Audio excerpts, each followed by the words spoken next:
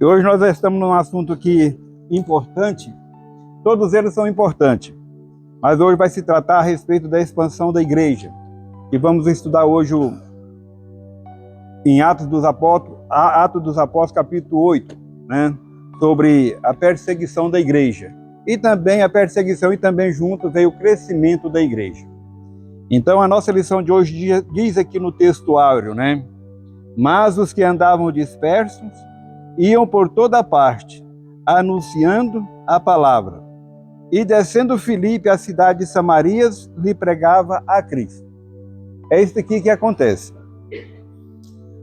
Eles, os discípulos, os fiéis, aqueles que receberam a palavra de Deus ali em Jerusalém, aqueles que foram alcançados pela presença do Espírito Santo, a história diz que eles viveu dias perfeitos e maravilhosos em Jerusalém.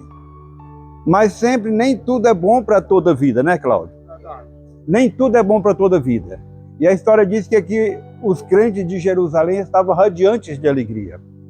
Tudo eles tinham em comum em Jerusalém. Mas a promessa de Deus é para que o Evangelho de Cristo alcançasse outras pessoas. E se eles ficassem só ali na bonança, dificilmente iriam sair. Mas a história diz que veio perseguição em Jerusalém, sobre a igreja de Jesus que estava em Jerusalém, e a história diz que eles foram dispersos. Mas como eles tinham aprendido da palavra de Deus, tinham o Espírito Santo na sua vida, ali ficou como um raio de luz que estava na vida deles, como tochas de fogo acesa, por onde eles passavam, eles iam iluminando, né? Ia deixando rastro assim, daqueles que eles tinham aprendido, ouvido e visto, né? A respeito do ministério de Jesus. Então foi que veio o crescimento da igreja. Saiu de entre as quatro paredes e alcançou outras terras, outras cidades lá fora, do qual era o projeto de Deus, que o Evangelho de Cristo não ficasse só em Jerusalém. Então, quando há, muitas das vezes, coisas que acontecem na nossa vida do dia a dia, talvez a gente pense que ali é para acabar. Não, muitas das vezes é para melhorar, né? Muitas coisas que vêm na vida da gente é para melhorar. Quando se fala em perseguição de igreja, eu mesmo, né?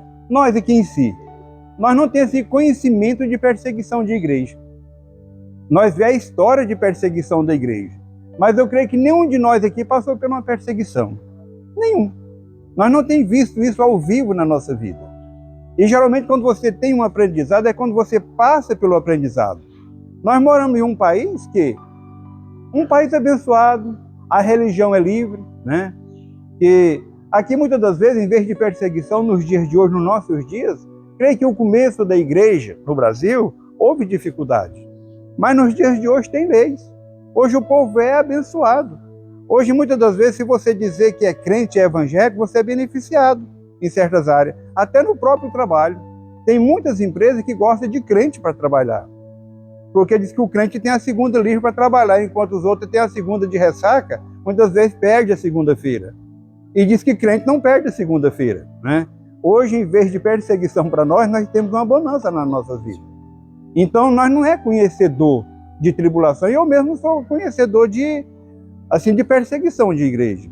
Desde quando nasci em berço evangélico. E nunca vi dificuldade, mas nós sabemos que a igreja do Senhor, ela nasceu em cima de dificuldade e perseguição, né? Mas nós temos essa bênção da parte de Deus, nós não passamos por essa prova. Eu não passei, não sei, alguns dos irmãos têm passado por essa prova, né? Mas nós temos conhecimento que a vida é assim. A introdução da nossa lição diz assim, que nessa semana nós vamos estudar como a igreja foi dispersa por causa de uma grande perseguição. Até então os cristãos estavam concentrados em Jerusalém e não tinham avançado na missão de espalhar o evangelho.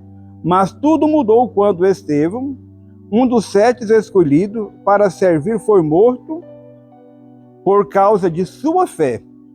Na verdade, Jesus já havia predito em Atos 1 e 8 a respeito da perseguição. Jesus já havia predito que a igreja ia ter perseguição. Jesus, quando ele ensinava nos seus últimos ensinamentos para os discípulos, ele ensinou a respeito da perseguição. Ele disse, olha, vocês por causa do meu nome, vocês serão perseguidos, vocês vão ser torturados e muitos vão ser mortos. Por que vocês vão ser perseguidos? É porque vocês não são do mundo, vocês não vão fazer a vontade do mundo. Se caso vocês fizessem a vontade do mundo, Jesus falou, o mundo os amaria. Mas como vocês não são do mundo, vão fazer a minha vontade, vocês vão ter perseguição, né? Então eles já tinham aquilo ali. Sabe porque eles viviam num mundo tão maravilhoso, muitas das vezes eles esqueceram dessa advertência. Mas quando veio a perseguição na igreja, quando eles mataram Estevão, né, que era um dos líderes da igreja de Jerusalém, e a perseguição continuou. Então muitos temeram, porque a ameaça foi grande. Então todos aqueles que professavam a Cristo como Salvador, eles eram perseguidos. Porque houve lá naquela época que os cristãos, eles iam destruir o ensino de Moisés, eles estavam ensinando contra a lei de Moisés, então eles não queriam, os judeus daquela época não aceitavam esse ensino. Tanto é que eles haviam matado Cristo, porque não acreditavam no seu evangelho, né? Não acreditavam que ele era o enviado da parte de Deus. Então veio a perseguição. Qual foi o motivo da perseguição? Um zelo, porque os judeus também tinham zelo pela lei de Moisés daquela época. E eles estavam achando que o ensino de Cristo estava contradizendo a lei de Moisés.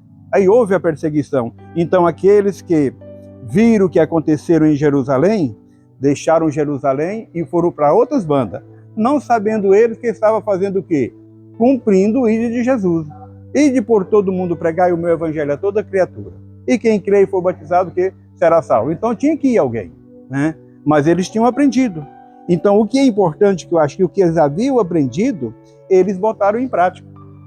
Mesmo em tamanha perseguição, eles não desistiram.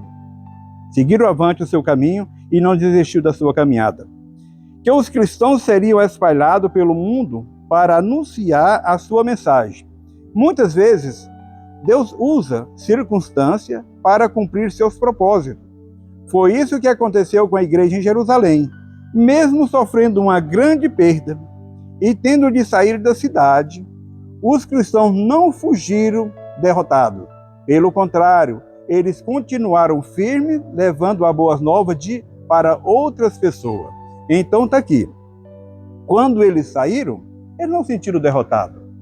Porque Deus, o Espírito Santo, já havia predito na vida deles e já tinha consolado o coração deles, eles não se sentiram derrotados. Por que não se sentiram derrotados? Porque eles sabiam muito bem quem eles haviam crido, né? Tanto é que os discípulos, quando eles passavam por perseguições, eles não desanimaram. Por quê? Eles tinham a plena certeza daquilo que eles estavam fazendo.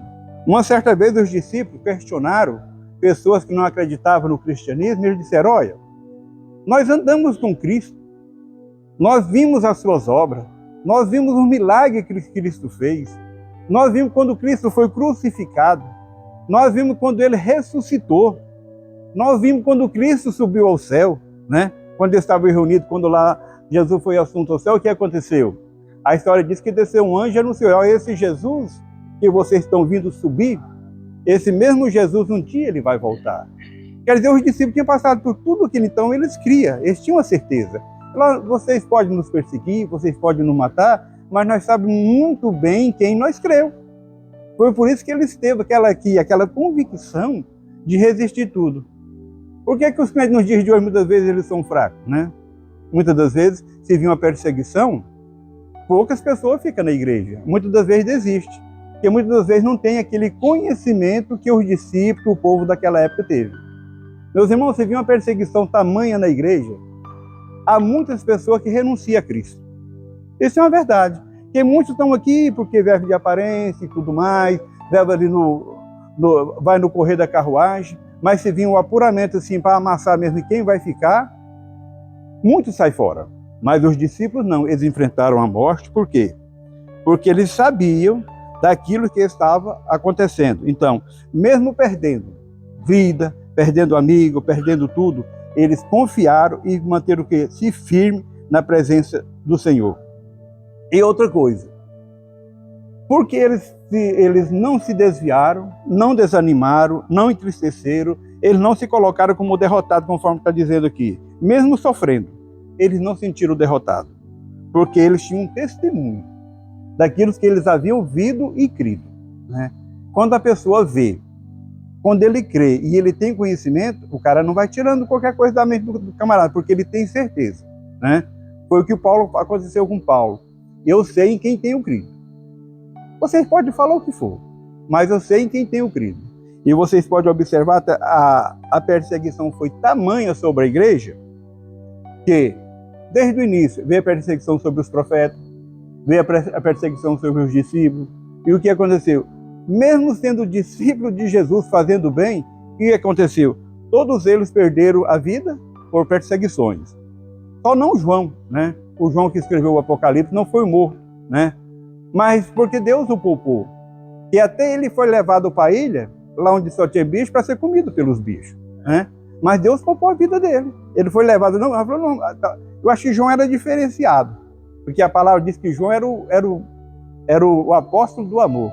Eu acho que mesmo o povo assim, sendo contra o evangelho, mas amava João de certo ponto. Falou, nós não podemos matar esse camarada não. Esse cara assim, ele é tão prudente. Nós não vamos matar não, vamos levar ele lá para a ilha, para que os bichos matem ele lá, nós não vamos ter culpa do sangue dele, né? Mas lá Deus poupou ele. Porque acontecem muitas dessas coisas. Vamos deixar ele aí, deixar ele morrer sozinho aí. Não vamos matar não, porque nós vamos ter culpa. Mas mesmo assim teriam culpa, né, Jessé? Eles que levaram, né? Eles levaram, eles iam ter culpa do mesmo jeito. Então foi o único que não morreu da base ali por perseguições. Muitos perderam a cabeça. Muitos, conforme diz que Pedro foi crucificado de cabeça para baixo. E muitos certos tipos de crime aconteceu. O certo é que todos foram mortos através da perseguição, né? Mas, graças a Deus, eles tinham um testemunho que eles se mantinham firmes e não se desviaram. Graças a Deus por isso, né? É importante que nós também tenhamos esse conhecimento e tenhamos essa segurança em Cristo Jesus. Primeira parte. A igreja diante da perseguição. Embora perseguida, não fragmentada.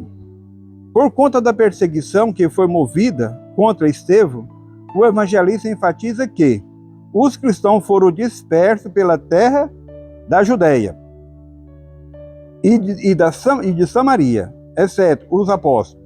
O capítulo 4 e 5 do Atos registram a perseguição focada, mas sobre os apóstolos. Líderes da igreja, o fato de eles não terem dispersado, como fizeram os demais crentes, não significa que eles também não foram perseguidos, né?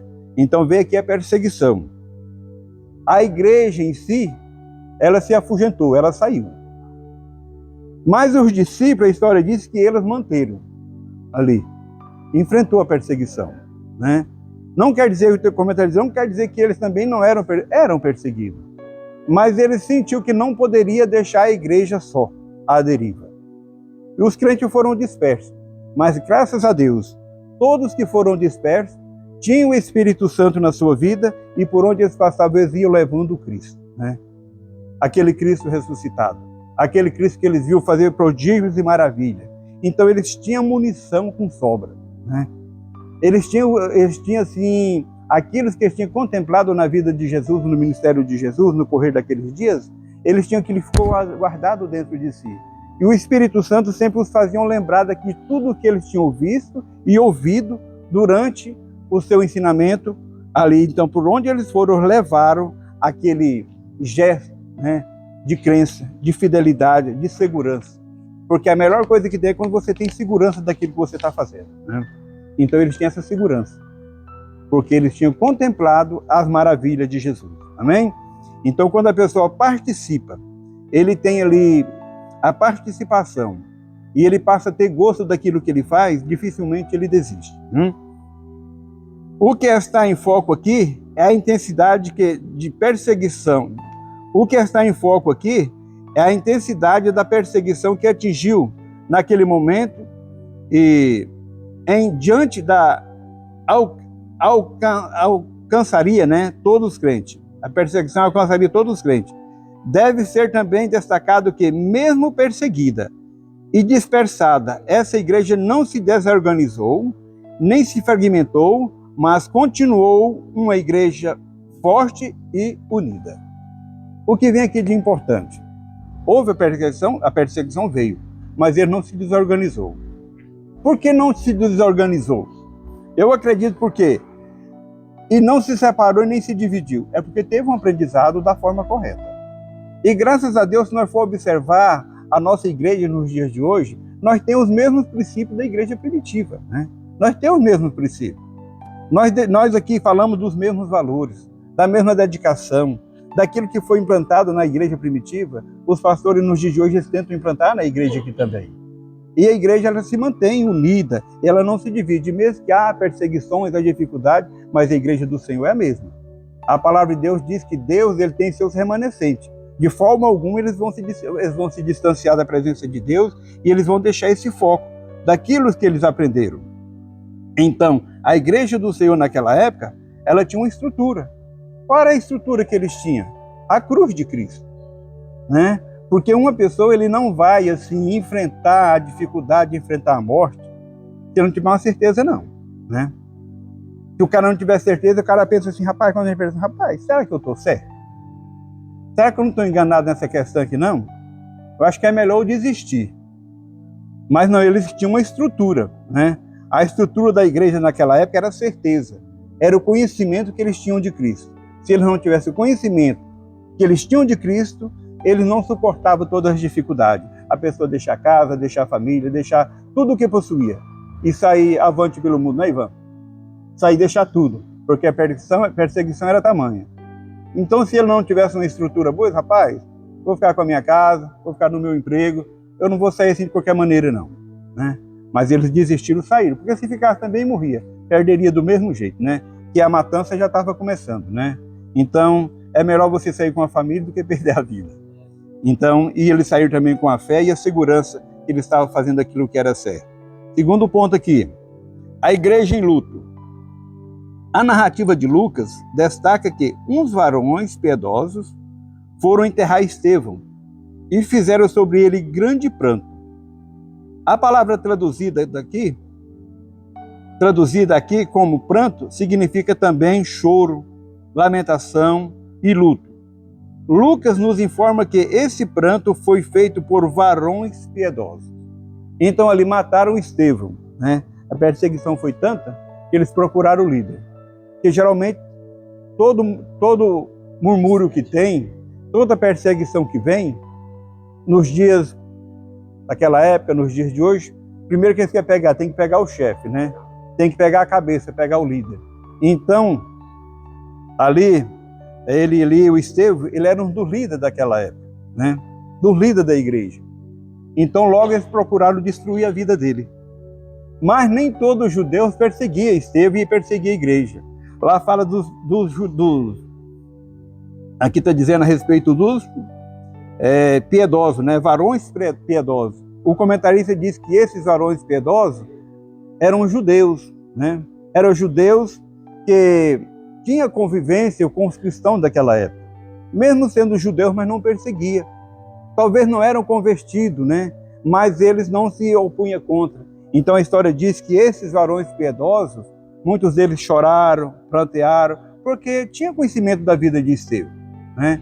Que era uma pessoa vaidosa, uma pessoa bondosa, de caráter, né? Tanto é que ele foi um daqueles diáconos, né, que foi escolhido pelos discípulos, né, para servir à mesa, né? Então tinha que ter qualidade. Nós já estudamos ali no passado a respeito do requisito para uma pessoa ser um diácono, as qualidades que ele tinha que ter. Então Estevão ele tinha essa qualidade. Então quando ele foi morto, eles o mataram, então muitos choraram, lamentaram a morte de Estevão, porque sabia que tinha perdido uma grande pessoa que vivia no convívio dele e muitas vezes não merecia aquilo. Então eles pegaram e enterraram Estevão. Então diz que são ali os varões piedosos. Mesmo não sendo um cristão, mas amava os cristãos. É igual tem nos dias de hoje. Nós temos aqui os evangélicos. Tem aquelas pessoas que não são evangélicos, não são católicos, não faz parte de nada. Mas gosta de nós também. Tu vai conversar com eles, não é nada na vida, né, JB? Você vai conversar com eles, não são nada na vida.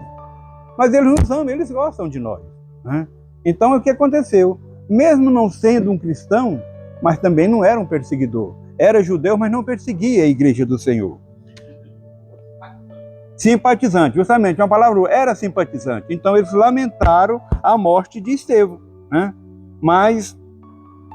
E com isso, a igreja do Senhor prosseguiu firme e viva todos os dias da nossa vida. Amém?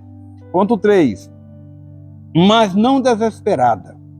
O fato é que a igreja pranteou Estevão, chorou por ele e lágrimas foram derramadas. Contudo, o texto não mostra uma igreja desesperada, desmotivada ou devorada pela tristeza. Tanto é que nós costumamos muito falar em culto fúnebre, aquela mensagem, né, que lá consta que os crentes em si, aqueles que conhecem o verdadeiro Deus, que têm a esperança, lá fala que nós não podemos ser como os ignorantes, né, que não têm esperança da salvação, que não têm esperança da ressurreição. Que quando alguém de nós parte, nós temos mesmo que entristecer, entristece e chora, mas não pode ficar desesperado. Vocês podem observar que muitas das vezes, em morte de pessoas que não têm o conhecimento, a esperança da salvação, muitas das vezes há lamento, há tristeza, há choro, há agonia, é um alvoroço. Não é isso que acontece? Não tem esperança, acho que acabou tudo ali. Mas no velório de crente mesmo, aqueles crentes, todo mundo está ali, o camarada não quer passar, não, ele está melhor do que nós. Ele está bem melhor do que nós. Ele está melhor, ele descansou, ele fez a vontade de Cristo aqui na terra, ele fez o que era de melhor aqui, então ele está descansando agora nos braços do Pai, nos seios de Abraão, e quer dizer, toda a família fica ali de boa, tranquila, porque há uma esperança, né? Há um seguimento de vida, porque nós que cremos em Cristo, nós temos a esperança, nós sabemos que a nossa vida não acaba aqui, e para muitos que não creem na ressurreição, acham que morreu aqui e acabou. Não, acabou, não tem mais. Mas para nós, a morte, ela é o começo de outra vida, né? Ela é o começo de outra vida. Então é por isso que o crente em Jesus, ele não se desespera. Ele sabe que aquele parente, aquele amigo, ele teve um passaporte para outra vida. E lá no Apocalipse, lá diz lá que cessou, que quando a pessoa parte para a eternidade, lá diz que cessou as suas obras na terra, né? Cessou as suas obras na terra. Mas as suas obras o acompanham, né? Ele não tem nada mais a fazer na terra, mas aquilo que fez na terra vai acompanhar ele. Então, quando você tem uma pessoa que é convertido, serve a Cristo com fidelidade, você tem essa esperança. Para que desesperar? Então, foi o que aconteceu com Estevão. Eles choraram, lamentaram a morte de Estevão, mas não ficaram desesperados. Eles sabiam que ele era um projeto de Deus, né? Então, isso é muito importante para nós. Por quê? Nós temos que conhecer essas histórias, né, de Cristo, de Jesus, quando ele veio ao mundo, por que ele veio ao mundo, né? Então, isso tudo é bom para nós. Então, o que acontece aqui, a respeito do desespero. Bem, por quê? Porque ele sabia que eles estavam fazendo, que ele poderia crescer mais ainda.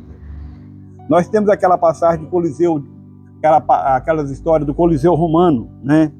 Quando eles matavam crente, jogavam crente para leão matar. Até tem vários hinos a respeito disso aí. Então, os cristãos, eles enfrentavam, né, aqueles romanos ferozes, algazes lá que destruíam a vida deles, mas eles enfrentavam. E eles criam que cada gota de sangue, conforme diz muitos hinos que falam, que cada gota de sangue que caía ali, né, naquele Coliseu Romano, onde os crentes eram perseguidos, diz que era uma semente jogada, né? Que cada gota de sangue era uma semente lançada, que ela ia crescer, ela ia germinar a vida. Então essa é a esperança do cristão. Mesmo passando por dificuldade, mas você sabe que aquilo que você fez tem um propósito diante de Deus e alguém está vendo aquilo ali. Porque a palavra de Deus diz que o verdadeiro justo, que até depois de morto, as suas obras ainda não falam. Não é assim que diz, pastor Ivan? Hã? Eliseu, pois é, fez lembrar a boa, que a Bíblia fala que até depois de morto, o seu testemunho ainda serve. Tanto é que ele está dizendo a respeito de Eliseu. Eliseu estava morto, estava jogado lá. Mas até os seus ossos que estavam lá, fez milagre. Então, isso é a vida do justo. Mesmo depois de morto. É igual aqui, a história bíblica, a história a história dos hebreus, a história desse pessoal que veio aqui antes de nós, que foi aqueles personagens importantes da Bíblia. Nós não lemos as histórias deles? E através das histórias deles, nós somos edificados, né? Nós somos edificados. Por quê? Mesmo depois que passou, mas ficou o seu legado. O legado daquele povo que venceram, eles servem para nós nos dias de hoje. Então, nós nos dias de hoje, o que fazemos aqui hoje, ele pode servir para amanhã. Talvez nós nem estamos vendo, mas vai servir para o amanhã. Amém? Então isso é importante. Ponto 2 da nossa lição. A igreja que evangeliza. A igreja que evangeliza. Vamos ler bem aqui na lição aqui. Está aqui em Atos, que faz parte da nossa lição. Lemos que a igreja que evangeliza. A evangelização centrada na palavra. Em Atos, está aqui só dizendo Atos 8 e capítulo 4, mas eu vou fazer questão de ler até o versículo 6 da nossa lição, né? Que está dizendo que lemos que os que andavam dispersos iam por toda parte anunciando a palavra. Esses versículos mostram que a igreja primitiva era movida pelo poder do Espírito, ou seja, cheio de esperança, cheio da presença divina para levar a mensagem de Jesus. Então o texto aqui diz aqui, Atos 8, capítulo 4, diz assim na nossa lição: mas os que andavam dispersos iam por toda parte anunciando a palavra. E descendo Filipe à cidade de Samaria, lhes pregavam a Cristo. E as multidões unanimemente prestavam atenção ao que Filipe dizia, porque ouvia e via os sinais que ele fazia. Então esse versículo que eu achei importante para quem prega a Cristo. O versículo 6 é muito importante, né? Que a multidão unanimemente prestava atenção, né? Ao que Filipe dizia. Filipe estava dizendo a respeito de quem? A respeito de Jesus, a respeito de Cristo. E o povo ali ouvia e via os sinais que ele fazia. Então quer dizer que é aquela questão. Você tem que pregar uma coisa que tem sentido, que você prega uma coisa que você viu. Então quando Filipe pregava, o povo ouvia. O povo se reunia. E via também os sinais que ele fazia. Então o evangelho de Filipe, ele foi um evangelho baseado na presença de Deus e comprovado, aprovado por Deus. Quando Jesus fazia certos milagres em seu ministério, quando no ministério galileu, ele pregava e curava e a multidão o via. E uma certa vez a multidão admirada, né, porque Jesus fazia tantos milagres, como ele fazia aqueles milagres, né? E foi interrogado qual a autoridade que ele tinha para fazer tanto milagre igual ele fazia. Ele, olha, eu vou dizer para vocês o seguinte, dizer aqui, né, mais simples. Tudo que eu faço, que eu estou fazendo, se vocês crerem em mim conforme diz a Escritura, obras maiores do que essa vocês também poderão fazer, né? Então Filipe estava naquela ilha, estava embasado nessa parte de Jesus, ele creu, ele estava encaixado ali. Se vocês crerem em mim, mas ele disse, se vocês crerem em mim conforme diz as Escrituras, obras maiores do que essa vocês poderão fazer. Então não é errado quando alguém faz algo importante, em sua palavra, gera milagre e tudo. Não, isso é previsto, já é predito por Jesus. Muitas das vezes, se nós não fazemos, é porque nós não alcançamos o objetivo. A nossa fé não alcançou. O nosso crer não chegou até o crer que Jesus se referiu, né? Agora, a culpa está em Jesus? Não, a culpa está em nós mesmos. Porque muitas vezes nós somos falhos, estamos fracos. E a nossa crença não crê a essa altura do que foi feito. Mas quem tem esse crer, ele alcança, né, sinais. E onde tem palavra e o povo vê e crê, a multidão há em volta. Você não precisa de arrumar certo tipo de arrodeio para que o povo venha. Só de você, daquilo que você prega, o povo vai, né? Eu tenho uma esperança que eu já convivi na família a respeito de sinais e maravilhas. Eu tinha uma cunhada e ela morava na roça, na fazenda, lugar distante, só mesmo com a graça de Deus para chegar até lá, que tinha tanto encruzilhado e caminho tortuoso e porteira para chegar lá. Mas Deus usava ela na mensagem, não tanto na mensagem da palavra, usava ela como curas, né? Orar pelas pessoas e as pessoas eram curadas. Lá na casa da minha cunhada, teve vezes, por várias vezes, dirigiu o culto pela manhã com 100 pessoas, na roça, no mato. Para chegar até lá tinha as fraquinhas. Chegava no lugar, fraquinha, indicando, até chegar lá. E era uma pessoa que, simples, humilde, tiradeira de leite, ajudava o meu irmão a tirar leite, levantava de manhã e tirar leite mais cedo, ajudava a arrumar cerca lá na roça, porque são pobres, mas, por fim, o povo ia para lá para ver, para orar, para receber oração. né? Quantas e quantas vezes nós já fomos para lá, quando dava ali 3 horas da manhã, começava a chegar carro. 3 horas da manhã, 2 horas, e armava tenda em volta da casa. Eu vi isso várias vezes, participei de culto lá. Armava tenda esperando abrir e ela levantar para orar por ele, para pegar a vaga, pegar a senha primeiro, né? E quando a gente abria, a gente levantava de manhã, fazia o café dentro de casa, não abria a porta não. Tomava o café, aí quando abria a área em volta estava tudo cheio de gente, né? Para receber a oração, né? E lá nem sequer nem café ela dava para o povo, só tinha um bebedor de água lá para o povo beber água. Mas eles iam, porque eles estavam em busca de milagre. Porque nos dias de hoje, o povo está em busca de milagre. Onde se vê, porque é uma notícia diferente, eles correm para lá. Porque estão em busca de milagre. E esses milagres, eles não poderiam estar tão escassos. Eles deveriam estar mais atualizados. Então, quando tem um milagre, o povo vai longe através do milagre. Isso está na vida de todos nós. Se a nossa fé alcançasse, nós também o faria. Porque é uma dádiva de Deus que foi deixada para a igreja. Então, isso é importante. E quando o povo vê o resultado, o povo vai.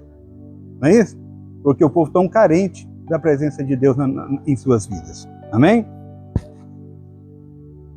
Vamos daqui um pouco mais. Mas, além disso, a igreja de Jerusalém também era focada na palavra de Deus. Os cristãos que foram espalhados por diferentes lugares não pararam de falar sobre as boas novas de Jesus. E qual era a mensagem? Já falamos, e qual era aquela mensagem? Eles não pararam de falar do evangelho de Jesus.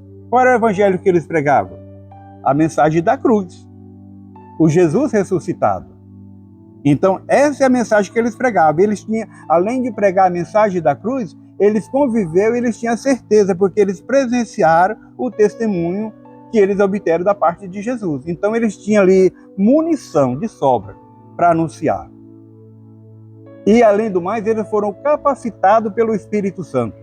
Porque o que diz Jesus? Olha, vocês vão ficar em Jerusalém, que Jesus sabia da fragilidade do ser humano. Olha, vocês não podem sair do jeito que vocês estão. Vocês vão ficar em Jerusalém até que do alto sejais revestidos de poder. Então Jesus quis dizer para ele, ó, quando vocês estiverem revestidos de poder, vocês fiquem tranquilos, né? Pode ficar tranquilo. Qual tempo vocês vão sair daqui? Jesus não falou para eles. Mas só que vocês vão ficar aqui até que vocês estejam revestidos de poder. Então, quando veio a perseguição, eles tinham esse revestimento, né? Ele estava vestido, né? Com a couraça da justiça, que era a presença de Deus e do Espírito Santo. Então, eles enfrentaram dificuldade e assim por diante, eles levaram a palavra de Deus. E além do mais, eles tinham testemunho. Por onde eles passavam, eles eram vistos como pessoas que serviam a Cristo. Nos nossos dias de hoje, graças a Deus, por onde nós passamos, o povo nos reconhece que somos crentes. Não é assim? Te chama de irmão, às vezes você chega no mercado, no programa, aí ô irmão, o que é que você quer, irmão? O que você deseja, irmão? Não é assim? Conforme é o jeito que o cara já chama, e aí, pastor? A ver o cara nem é, mas pela a forma que ele está, ele é destacado. Então, nós que servimos a Deus, nós temos assim um sinal. De uma forma ou de outra, você percebe que ele é uma pessoa que serve a Deus. Me fez lembrar aqui, uma certa vez eu estava em Brasília e fui sacar um dinheiro lá num caixa automático daqueles 24 horas e a fila estava grande. E lá na fila. Os meus braços estão lá esperando chegar a minha vez. Aí um senhorzinho já de idade, estava lá na frente, acho que ele não sabia mexer com o caixa. Aí ele saiu de lá, foi lá atrás na fila, oi, o senhor pode ajudar eu a tirar um dinheiro ali? Eu falei, posso, ué. Aí eu saí lá do meu lugar, fui lá na frente, tirei o dinheiro para ele. Eu falei assim, por que ele não chamou os da frente? E eu estava normal, eu estava com uma calça jeans, camisa social, igual do mesmo jeito dos outros. Mas ele foi lá atrás e me chamou para tirar o dinheiro para ele. Aquilo ali ficou na minha mente assim, eu falei, por que eles vêm em mim? Né? Ele viu algo diferente, porque nós estávamos todo mundo na fila, eu estava em Brasília, não conhecia nenhum pé de cristão naquela fila. Ele foi e me tirou para tirar o dinheiro dele. Eu falei, rapaz, e tem algo diferente nessa história bem aqui. Não, só tirei o dele. Só tirei o dele. Então nós aonde nós está, nós tem que ter esse valor. Porque vocês podem ter a plena certeza que a postura, o caráter, a forma da pessoa viver, a história diz que mesmo você calado, você está pregando. Mesmo você calado, você está evangelizando. Quando ele estava advertindo eles e dando vida para eles, coragem para eles, ele disse que, olha, vocês têm que ser minha testemunha. Sede minha testemunha em Jerusalém, em Samaria, até os confins da terra. Então, sede minha testemunha em Jerusalém, em Judeia, até os confins da terra. Agora você imagina, meu irmão, você ser testemunha de Jesus não é fácil não, né? Você ser exemplo, ser de meus imitadores, igual o Paulo, ser de meus imitadores, igual eu sou de Cristo. Então você ser testemunha de Jesus e você ser imitador de Jesus, meu filho, as coisas não são fáceis. Mas quando você é notado na diferença. Lá entre as demais pessoas, igual diz o irmão, você tem uma luz, você se destaca através da luz, você não precisa dizer, eu sou isso ou aquilo. Então eu sempre refiro que a pessoa, quando ele não precisa de dizer para ninguém a respeito da sua fé. O povo já vê, já contempla que você é uma pessoa diferenciada, né? Você é diferente. E o próprio Jesus diz que aquele que testemunha de si mesmo, o seu testemunho não é verdadeiro. Quando alguém está se gabando a respeito da fé dele, o que ele é, o que ele faz, não, você pode ficar na tua. O teu testemunho já prova que você é o verdadeiro. Agora, se você testemunhar de você mesmo, a Bíblia fala que quem testemunha de si mesmo, o testemunho não é verdadeiro, né?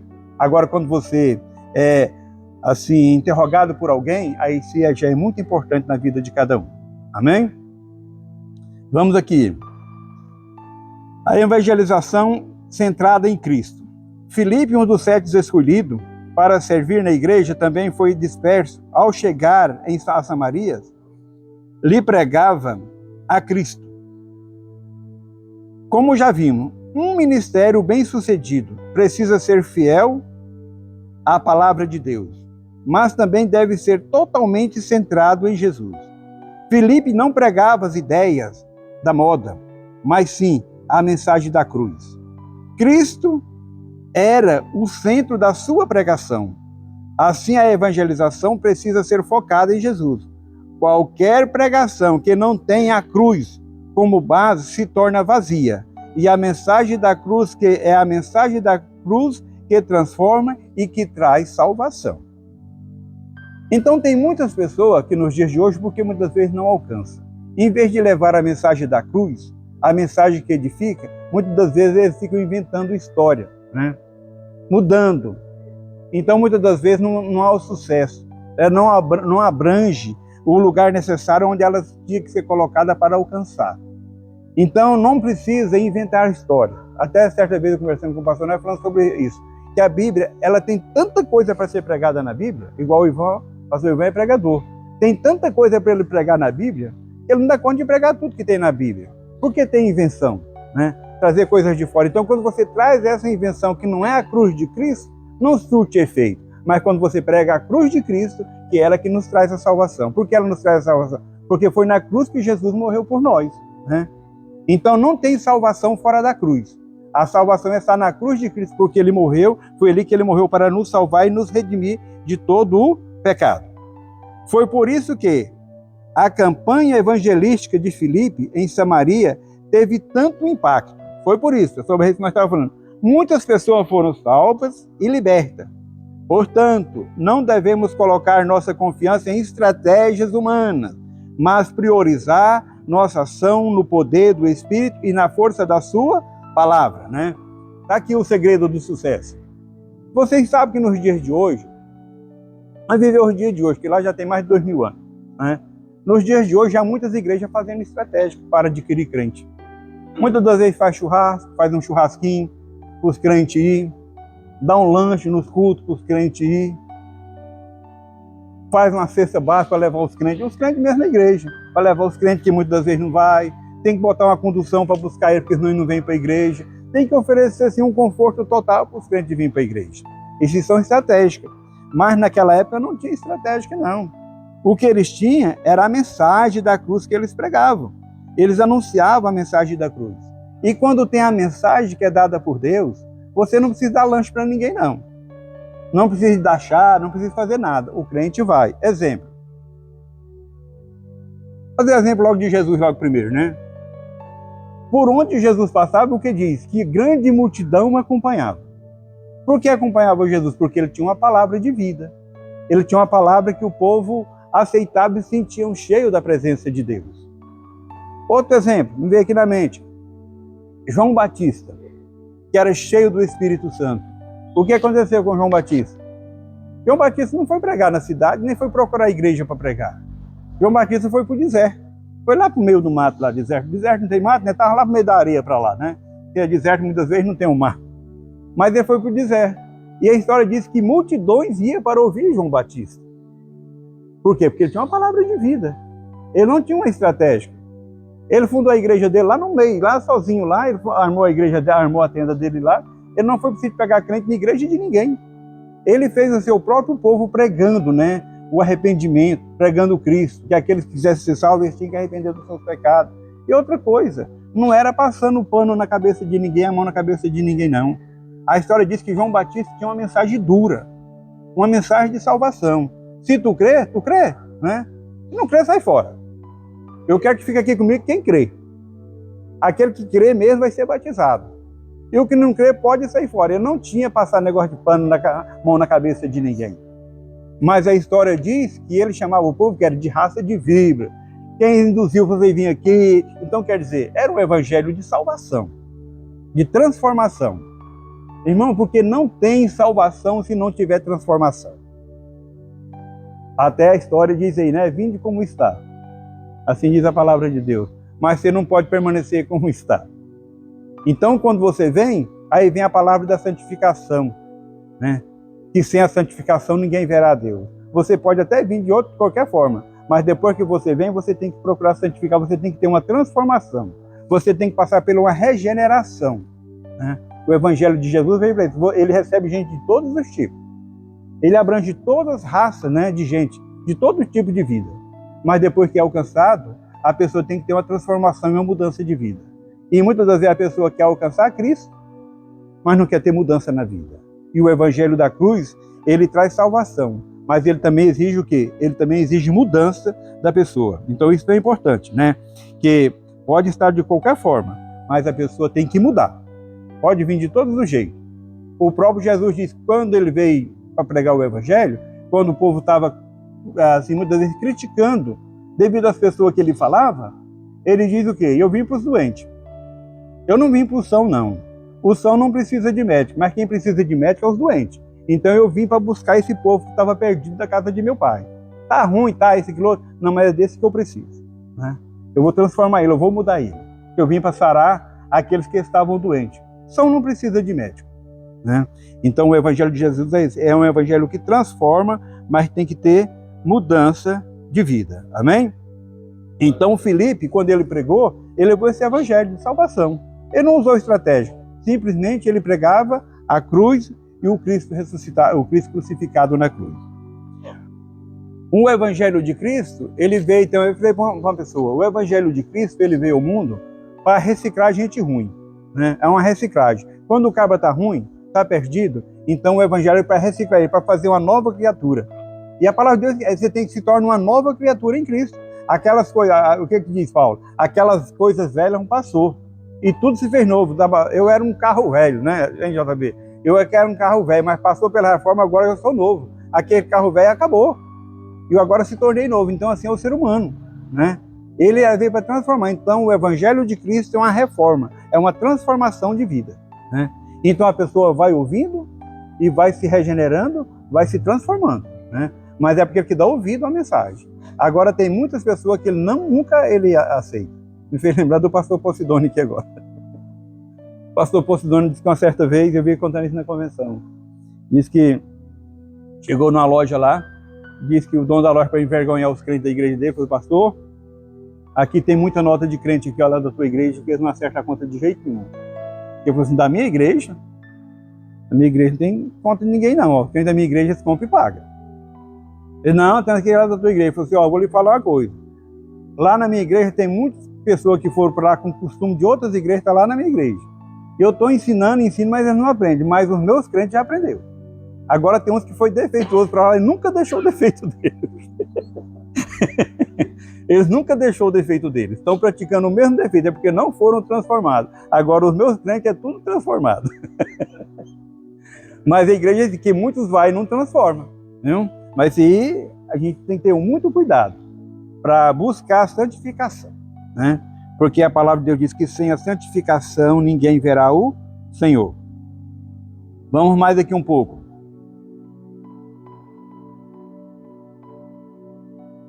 Essa passagem mostra que a igreja de Jerusalém dava suporte. Vamos colocar mais primeiro aqui, né? A igreja que dá suporte à evangelização. O livro de Atos, lemos que os apóstolos, pois, que estavam em Jerusalém, ouvindo que Samaria recebera a palavra de Deus, enviaram para lá Pedro e João. Essa passagem mostra que a igreja de Jerusalém dava suporte completo, apoio ao trabalho que eram feito fora de seus muros. Quando a igreja começou a sair dos muros, a sair fora dos seus portões, os apóstolos procuraram dar apoio e suporte ao trabalho evangelístico e missionário. Não basta mandar missionário, é necessário dar-lhe suporte na missão que o realiza. Então está aqui, né? A igreja que dá suporte à evangelização, crescimento. Olha, porque por onde passa a igreja do Senhor, ela evangeliza, mas sempre tem novo convertido, né?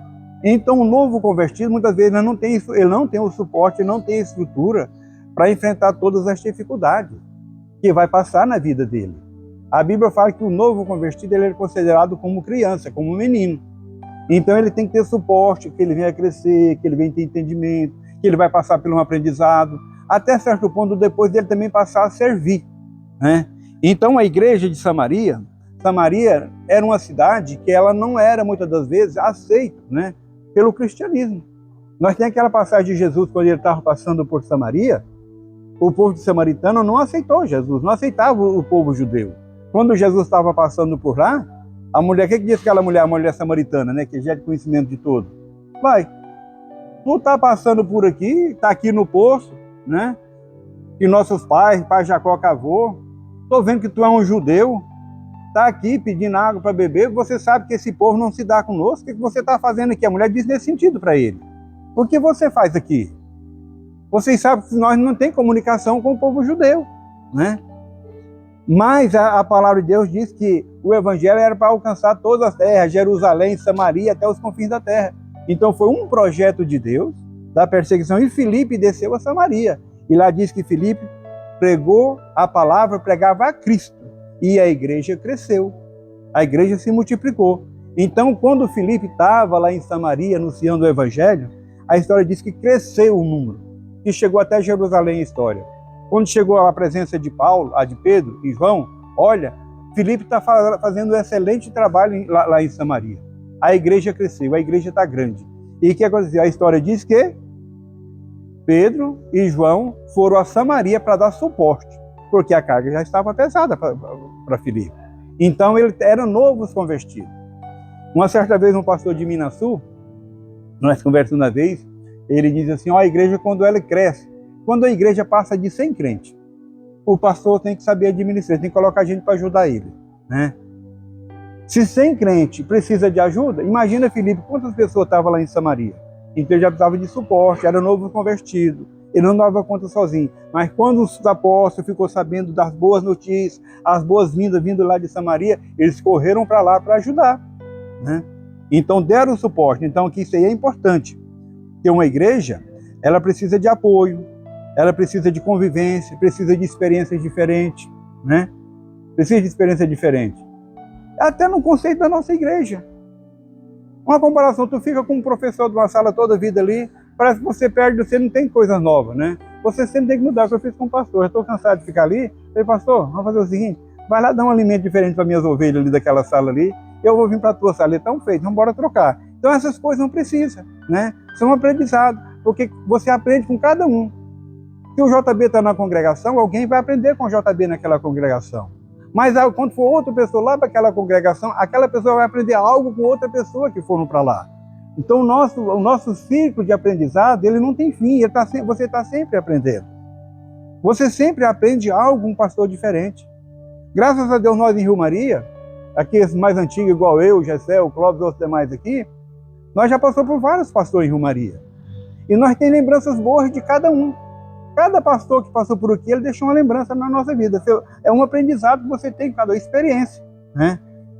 É uma experiência que você passa com cada um. Tem aqueles que muitas vezes você não pode... talvez você vê algo de estranho, que não é bom que você segue, mas todos eles que passou aqui teve uma coisa boa para você seguir, né? Um aprendizado que ele deixou para você. Então os apóstolos eles foram a Samaria para dar suporte. É por isso que a igreja nos dias de hoje, eu estava lendo isso aqui, eu pensando assim, observando, a nossa igreja, graças a Deus, nós estamos baseados na igreja primitiva, né? Nós não temos o trabalho aqui do discipulado, né, pastor Ivan? O trabalho do discipulado para ensinar a pessoa como deve ser, isso aí tinha lá naquela época. E graças a Deus nós estamos no dia de hoje, porque precisa de apoio, né? O apoio é importante. Não é importante o que está dizendo aqui? Não basta mandar missionário, é necessário dar-lhe suporte na missão que ele realiza, né? Porque se você não dá suporte à pessoa que ele vai para o campo missionário, muitas das vezes você pode matar ele. Ele passa por tanta dificuldade, ele pensa, não, eu não dou conta disso aqui. Isso aqui é muito difícil para mim. E você acaba matando o missionário, mas quando você dá suporte, você dá condição financeira para ele, porque muitas das vezes a pessoa, mandar é fácil. Agora você tratar do missionário é mais difícil. Mas muitas das vezes o que acontecia é o camarada ensinando que ele tirar ele da responsabilidade, né? Aí inventava, não, ele tem que passar pela prova, né? Ele tem que passar pelo deserto. É no deserto que ele vai aprender. Já vi muitas pessoas, não está passando pelo deserto, mas assim, ele está passando pela prova. Ele está passando pela prova para ver se ele pode ser um obreiro da parte do Senhor. Já ouviu muito isso, né, Cláudio? Ele está passando pela prova que nada, meu filho. Quem manda tem que dar suporte. É errado. Então o cara tirando a responsabilidade de cima dele e passando para o missionário. Você imagina um missionário, todo missionário, ele tem a família. Ele tem a família para cuidar. Então ele for ficar só a respeito da obra, cadê o pão de cada dia? Né? Cadê o pão de cada dia? Então tem que dar suporte. Então há muitas pessoas que não se ingressam no evangelho, em missão, outras coisas mais, por causa da dificuldade. Ele não vê suporte. Mas aqueles que têm suporte, nós temos que ter suporte em tudo. Tem que ter o suporte financeiro, tem que ter o suporte da oração. Em toda pessoa tem que ter suporte, para que a obra de Deus vá bem, né? Vá bem. Me fez lembrar a respeito de apoio, trabalho, oração. Me fez lembrar uma vez uma certa pessoa dizendo a respeito de quando a igreja de Deus é Amor, na época do Davi Miranda, né? Que a igreja do Davi Miranda, no auge do Davi Miranda, a igreja dele era uma igreja de milagres, né? E milagres e muitas maravilhas. Mas diz que na igreja do Davi Miranda ela era dividida. Enquanto o Davi Miranda estava lá na igreja orando pelos povos, diz que havia uma grande outra igreja à parte, durante o culto, orando por ele, intercedendo por ele, porque Deus viesse usar ele, né? Até nisso aí é importante. Diz que enquanto ele estava fazendo a obra, orando pelo povo, tinha outra igreja no porão lá, reservada, orando por ele, para Deus confirmar o ministério de Davi Miranda, que pudesse ser alcançado pela obra do Senhor. Então, tem que ter o apoio da oração, o apoio financeiro, em tudo você tem que ter o apoio. Porque assim as coisas funcionam, elas vão para frente, amém? Então tudo isso é importante. A igreja que discipula. Lucas mostra que os apóstolos, tendo ido a Samaria, oraram por eles para que recebessem o Espírito Santo. Esse texto mostra, além do apoio dado ao ministério de Filipe, o trabalho de discipulado da igreja fazia parte da doutrina dos apóstolos, o ensino sobre a iniciação cristã, que envolvia o ensino sobre a conversão. Então tinha o apoio, o do discipulado. Está novo convertido? Você não sabe. Nós sabemos que o novo convertido é aquele que, quando fala novo convertido, é aquele que logo se converte. Mas nos dias de hoje, há muitas pessoas velhas na igreja, ele não tem conhecimento do novo convertido. Muitas vezes lê pouco a palavra de Deus, lê pouco, não vem na igreja fácil, não faz parte da escola dominical, não lê Bíblia. Então, quer dizer, esse simplesmente ele está sempre um novo convertido. Agora, o que faz parte da escola bíblica dominical, vem para o culto de ensino, mesmo que ele lê pouca coisa, mas ele aprende muita coisa que alguém está ensinando. Vocês sabem que o ensinamento, muitas das vezes, ele não é tudo da nossa vida também. Eu li uma pesquisa da CPAD. Diz que o aprendizado nosso, Quando nós observamos muito quem está ensinando, você pode ter um aprendizado ali de 10% a 20% no máximo. Você vai aprender daquilo que você ouviu de quem estava aqui ensinando. Não chega a 20%. Diz que quem observa muito bem, passa um pouco de 10%, mas aquele que pouco observa, ele vai ter um aprendizado de no máximo 10%. Agora, diz que quem está ensinando, estudou para ensinar, ele tem um aproveitamento da matéria que ele está estudando, ele tem um aproveitamento até de 80%. Né? Então, quer dizer, quem se dá a obra de Deus, se prepara uma mensagem, igual um pouquinho o pastor Ivan, quando ele está preparando uma mensagem para pregar, ele está tendo um aprendizado daquilo que ele vai pregar de 80%, vai ficar gravado para ele, vai servir para ele. Mas quem está ouvindo ele, se prestar muita atenção, talvez pode chegar a 20%. O aproveitamento é pouco. Então, aqui, igual que eu estou aqui, falando sobre o Felipe. Eu aprendi muitas coisas com o Felipe aqui, do seu ministério, depois que eu passei a estudar aqui. Quer dizer, eu estou tendo um aproveitamento melhor do que vocês, porque eu estudei mais, pesquisei, estou aqui. Então, quer dizer, eu tenho um aprendizado melhor. Então, é importante que o novo convertido, ele procura se dedicar. Quando ele se dedica, ele aprende mais, ele tem mais aproveitamento da sua vida espiritual e do seu conhecimento. Né? Então, se a pessoa nunca se dispor a fazer, você vai ser sempre um novo convertido, porque você muitas das vezes não está se dispondo. Quando você se dispõe, você acaba aprendendo mais, porque você vai dedicar mais. Né? Quando você dedica, você aprende. O evangelho ele é igual a questão de um motorista. O camarada vai e tira uma carteira. Ele vai para a autoescola e tira uma carteira. Outra carteira no bolso. Mas ele não tem carro e nem trabalha com quem tem carro. Aí ele bota aquela carteira no bolso. Ele nunca é um motorista que pode pegar uma BR e viajar. Talvez ele tenha 10 anos de carteira, 15 anos de carteira. Mas manda ele em qualquer lugar pegar a Belém em Brasília, ele não vai. Porque ele é sempre um motorista iniciante, né, JB? Ele tem a carteira igual os outros que têm, mas ele não tem a prática. Então, a nossa vida espiritual, nós temos que botar a nossa vida espiritual também em prática. Quando nós botamos a nossa vida espiritual em prática, nós se desenvolve também. Nós vai se desenvolver, mas se nós não botar em prática, nunca vai se desenvolver. Quando eu comprei meu primeiro computador, isso tem muito tempo. Meus meninos tudo era pequenininho. Eu dediquei no computador, eu sabia entrar ali, eu dava conta de tirar assim rascunho de coisa que eu queria estudar, dava conta de imprimir, né, aquilo ali, tudo mais. Aí meus meninos cresceram, fez curso de computação. Hoje eu não dou conta mais de tirar uma xerox no computador. Até o que eu sabia eu não faço mais. Eu não dou conta de imprimir uma folha no computador. Mas quando eu não tinha ninguém, eu fazia, claro. Eu tirava o que eu queria. Hoje eu não tiro mais.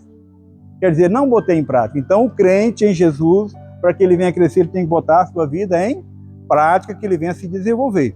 Viu? Que não vai se tornar toda a vida um novo convertido. O batismo nas águas é a capacitação do Espírito. O texto bíblico diz que as pessoas aceitaram a palavra de Deus, isto é, se converteram e foram batizados nas águas. Contudo, por uma razão não específica, aqueles crentes não haviam recebido o Espírito Santo. Quer dizer, foi preciso que Pedro e João viessem e ensinassem a ele a respeito do Espírito Santo, né?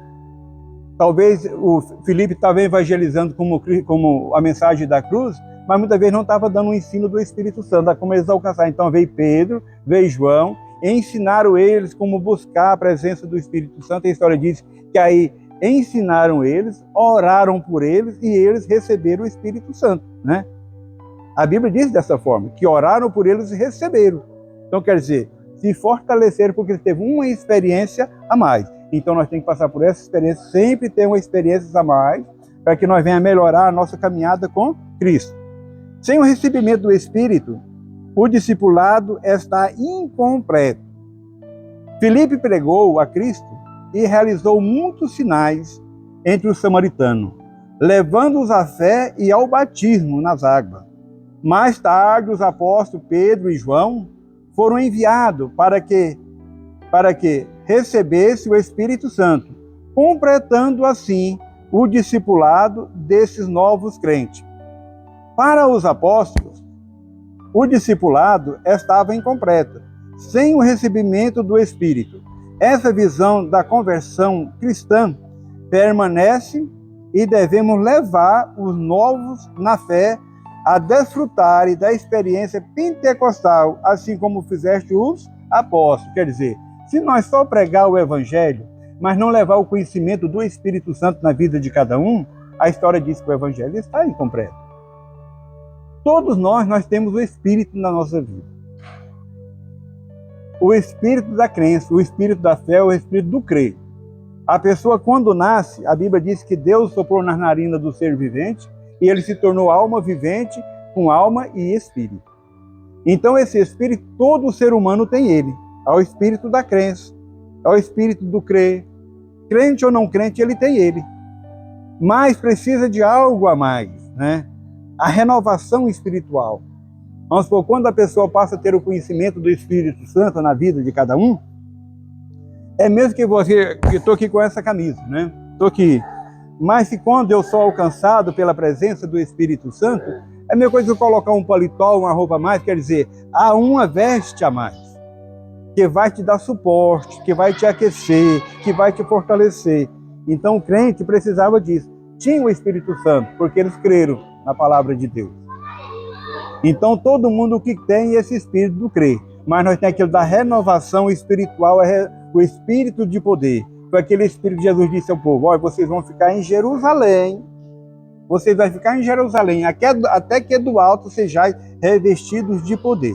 Quer dizer, é um outro espírito, né? É o Espírito Santo que vai estar na tua vida, penetrar na tua vida, e você vai alcançar. Pois é. Então, esse é o aprendizado, amém?